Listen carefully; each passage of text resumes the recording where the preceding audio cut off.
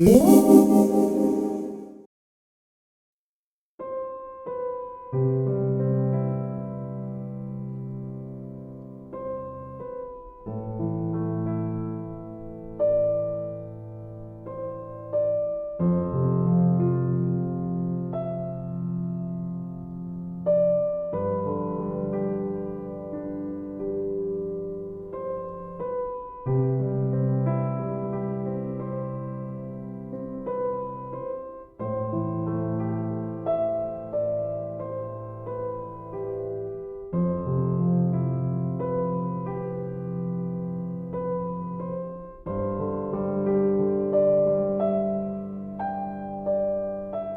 Velveteen Rabbit, or How Toys Become Real, by Marjorie Williams.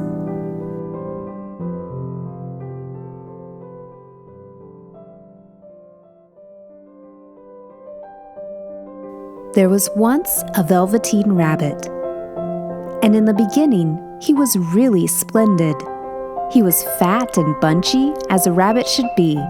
His coat was spotted brown and white. He had real thread whiskers, and his ears were lined with pink sateen.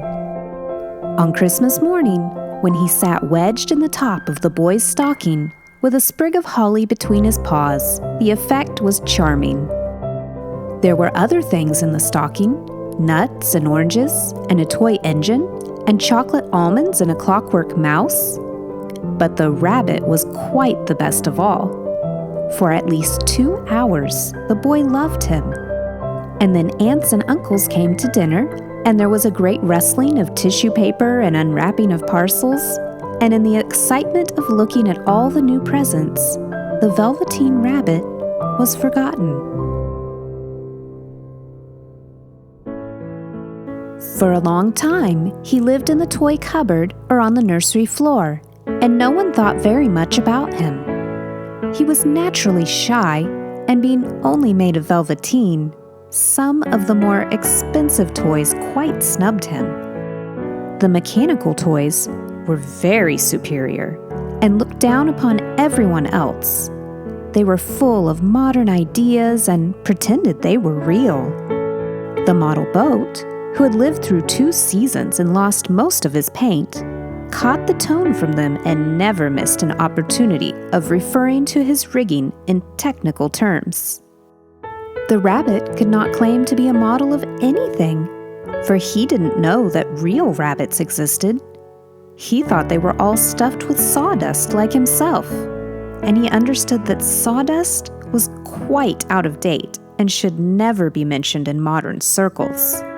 Even Timothy, the jointed wood lion, who was made by the disabled soldiers and should have had broader views, put on airs and pretended he was connected with government. Between them all, the poor little rabbit was made to feel himself very insignificant and commonplace, and the only person who was kind to him at all was the skin horse. The skin horse had lived longer in the nursery than any of the others. He was so old that his brown coat was bald in patches and showed the seams underneath, and most of the hairs in his tail had been pulled out to string bead necklaces.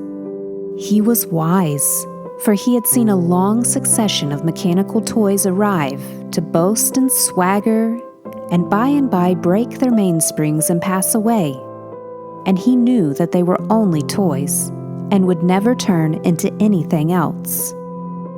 For nursery magic is very strange and wonderful, and only those playthings that are old and wise and experienced, like the skin horse, understand all about it. "What is real?" asked the rabbit one day when they were lying side by side near the nursery fender before Nana came to tidy the room. "Does it mean having things that buzz inside you and a stick-out handle?"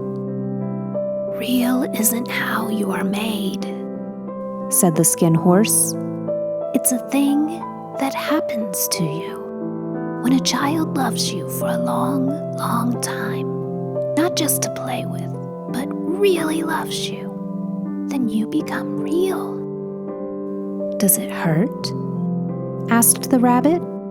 "Sometimes," said the skin horse, for he was always truthful. "When you are real, you don't mind being hurt." "Does it happen all at once, like being wound up?" he asked. "Or bit by bit?" "It doesn't happen all at once," said the skin horse. "You become. It takes a long time. That's why it doesn't happen often to people who break easily or have sharp edges or who have to be carefully kept. Generally, by the time you're real, most of your hair has been loved off, and your eyes drop out and you get loose in the joints and very shabby. But these things don't matter at all, because once you are real, you can't be ugly, except to people who don't understand." "I suppose you are real?" said the rabbit. And then he wished he had not said it, for he thought the skin horse might be sensitive. But the skin horse only smiled. "The boy's uncle made me real," he said.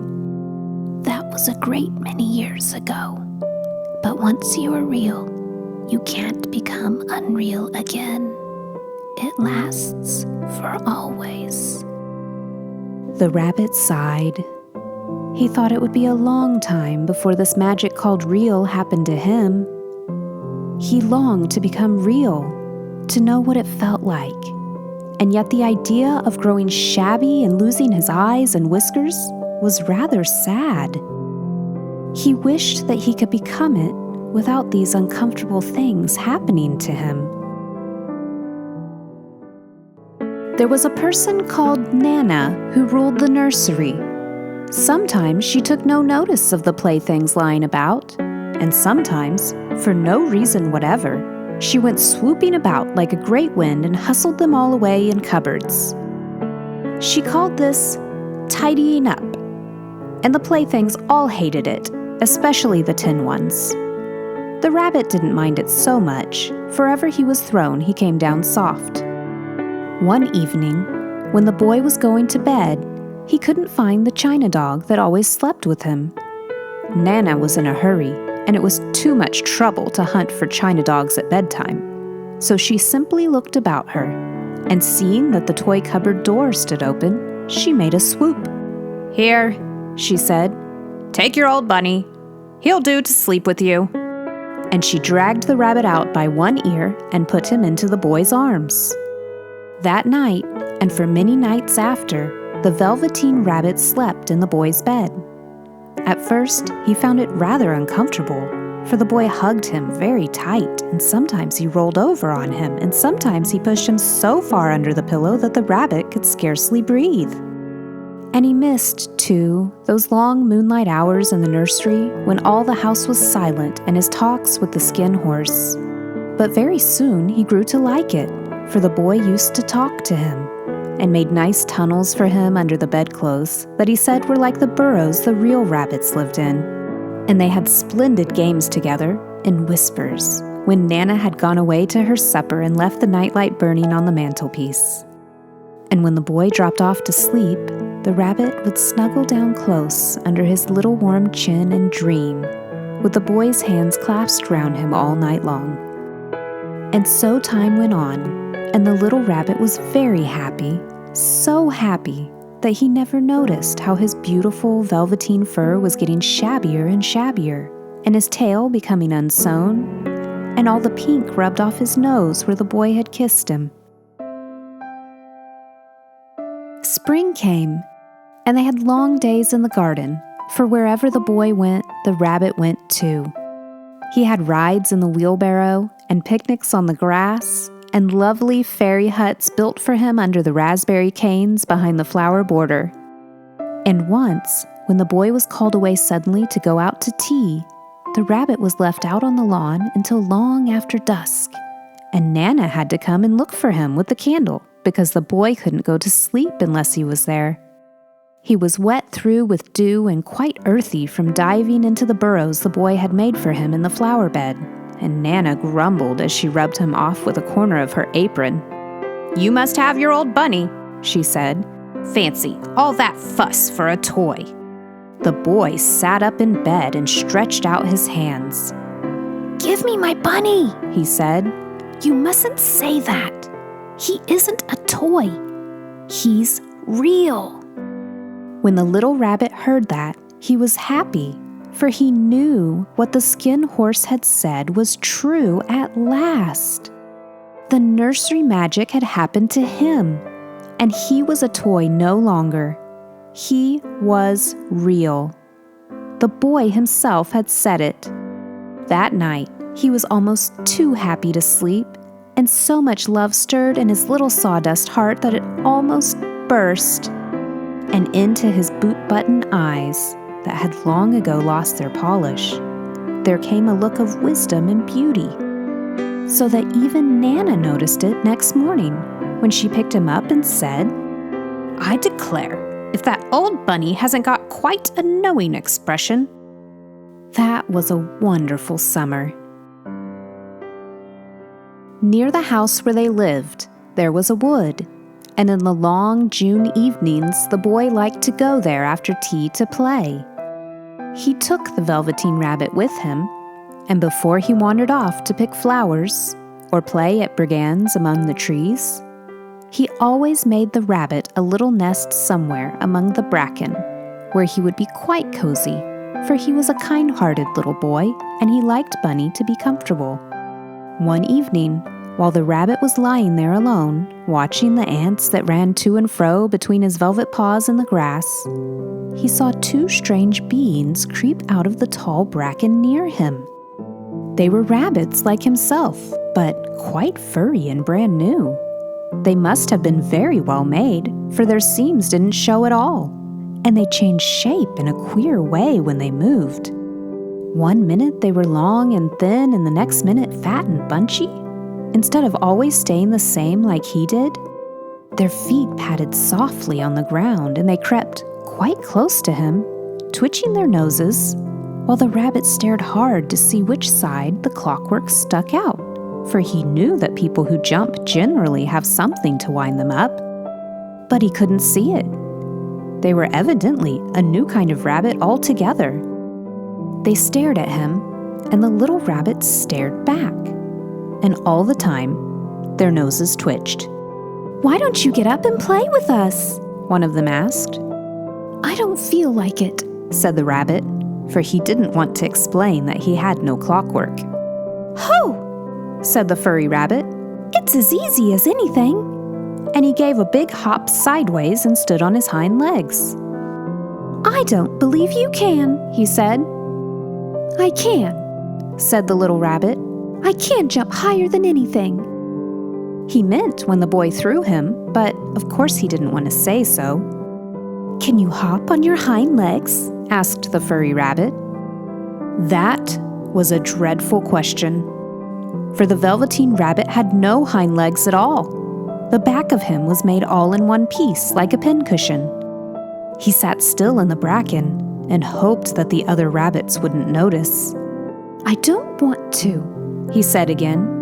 But the wild rabbits have very sharp eyes, and this one stretched out his neck and looked. "He hasn't got any hind legs," he called out. "Fancy a rabbit without any hind legs." And he began to laugh. "I have," cried the little rabbit. "I have got hind legs. I'm sitting on them." "Then stretch them out and show me, like this," said the wild rabbit. And he began to whirl round and dance till the little rabbit got quite dizzy. "I don't like dancing," he said. "I'd rather sit still." But all the while he was longing to dance, for a funny new tickly feeling ran through him, and he felt he would give anything in the world to be able to jump about like these rabbits did. The strange rabbit stopped dancing and came quite close. He came so close this time that his long whiskers brushed the Velveteen Rabbit's ear. And then he wrinkled his nose suddenly and flattened his ears and jumped backwards. "He doesn't smell right," he exclaimed. "He isn't a rabbit at all. He isn't real." "I am real," said the little rabbit. "I am real. The boy said so." and he nearly began to cry. Just then, there was a sound of footsteps, and the boy ran past near them, and with a stamp of feet and a flash of white tails, the two strange rabbits disappeared. "Come back and play with me," called the little rabbit. "Oh, do come back. I know I am real." But there was no answer. Only the little ants ran to and fro, and the bracken swayed gently where the two strangers had passed. The Velveteen Rabbit was all alone. "Oh dear," he thought. "Why did they run away like that? Why couldn't they stop and talk to me?" For a long time he lay very still, watching the bracken and hoping they would come back. But they never returned, and presently the sun sank lower and the little white moths fluttered out, and the boy came and carried him home. Weeks passed, and the little rabbit grew very old and shabby, but the boy loved him just as much. He loved him so hard that he loved all his whiskers off, and the pink lining to his ears turned gray, and his brown spots faded. He even began to lose his shape, and he scarcely looked like a rabbit anymore, except to the boy. To him, he was always beautiful, and that was all that the little rabbit cared about. He didn't mind how he looked to other people, because the nursery magic had made him real. And when you are real, shabbiness doesn't matter. And then, one day, the boy was ill. His face grew very flushed, and he talked in his sleep, and his little body was so hot that it burned the rabbit when he held him close. Strange people came and went in the nursery, and a light burned all night, and through it all the little Velveteen Rabbit lay there, hidden from sight under the bedclothes, and he never stirred, for he was afraid that if they found him, someone might take him away. And he knew that the boy needed him. It was a long, weary time, for the boy was too ill to play, and the little rabbit found it rather dull with nothing to do all day long. But he snuggled down patiently and looked forward to the time when the boy should be well again, and they would go out into the garden among the flowers and the butterflies and play splendid games in the raspberry thicket like they used to.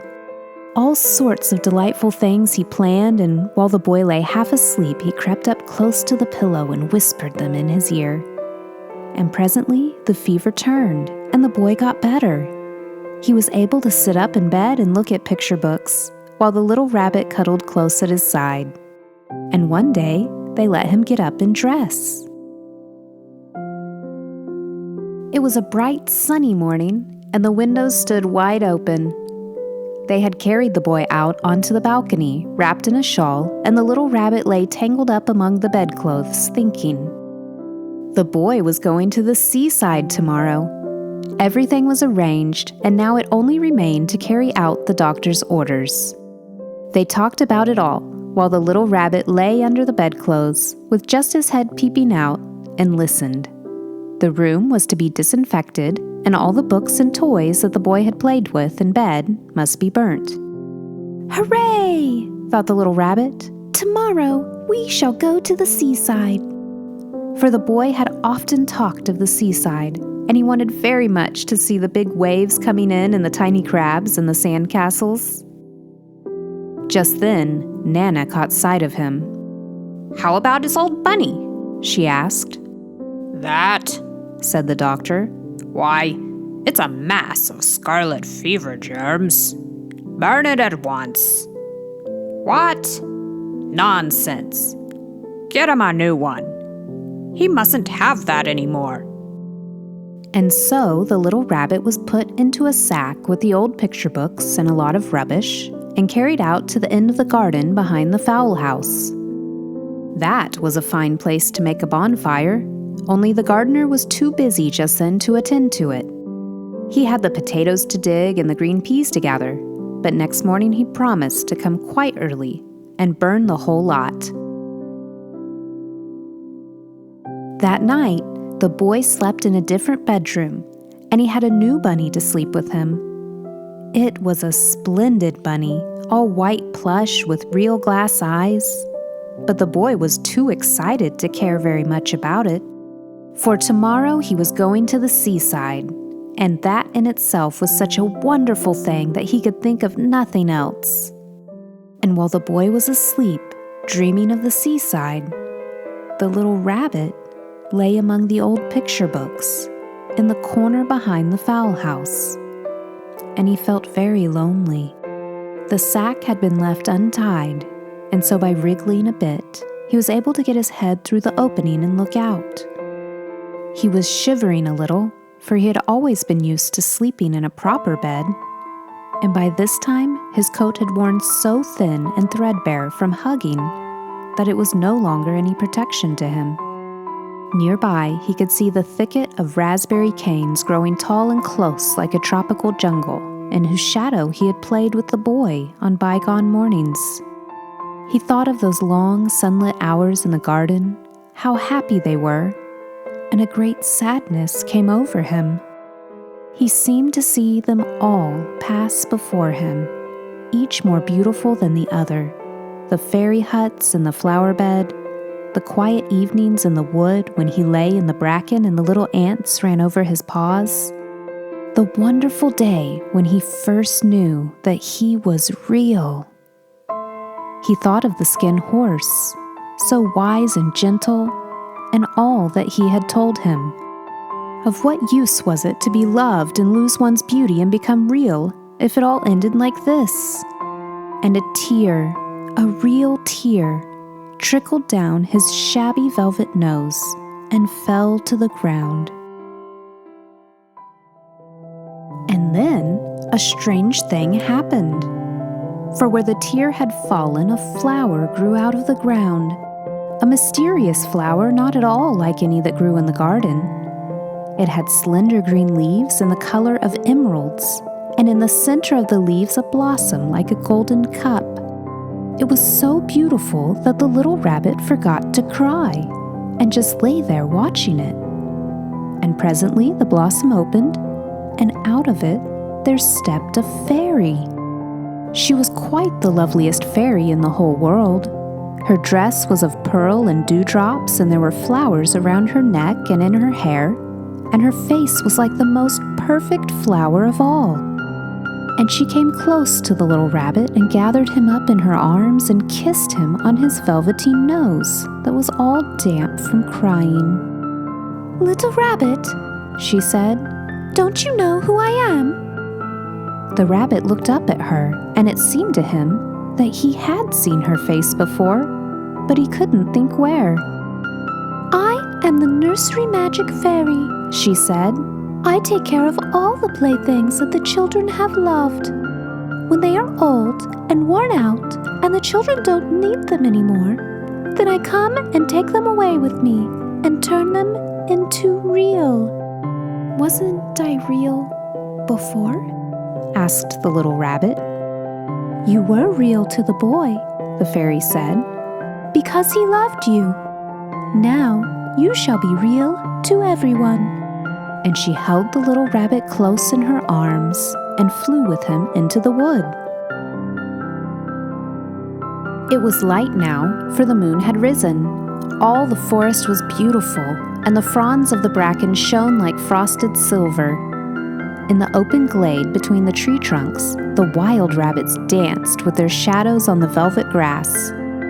But when they saw the fairy, they all stopped dancing and stood round in a ring to stare at her. "I've brought you a new playfellow," the fairy said. "You must be very kind to him and teach him all he needs to know in Rabbitland, for he is going to live with you forever and ever." And she kissed the little rabbit again and put him down on the grass. "Run and play, little rabbit," she said. But the little rabbit sat quite still for a moment and never moved. For when he saw all the wild rabbits dancing around him, he suddenly remembered about his hind legs, and he didn't want them to see that he was made all in one piece. He did not know that when the fairy kissed him that last time, she had changed him altogether. And he might have sat there a long time, too shy to move, if just then something hadn't tickled his nose, and before he thought what he was doing, he lifted his hind toe to scratch it. And he found that he actually had hind legs. Instead of dingy velveteen, he had brown fur, soft and shiny, his ears twitched by themselves, and his whiskers were so long that they brushed the grass. He gave one leap, and the joy of using those hind legs was so great that he went springing about the turf on them, jumping sideways and whirling round as the others did, and he grew so excited that when at last he did stop to look for the fairy, she had gone. He was a real rabbit at last, at home with the other rabbits.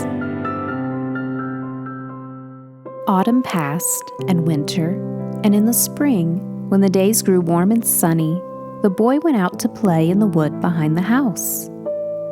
And while he was playing, 2 rabbits crept out from the bracken and peeped at him.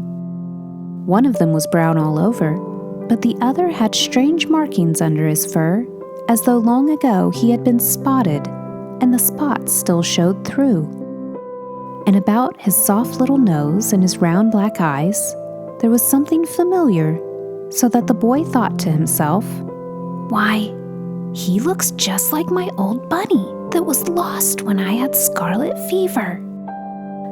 But he never knew that it really was his own bunny, come back to look at the child who had first helped him to be real.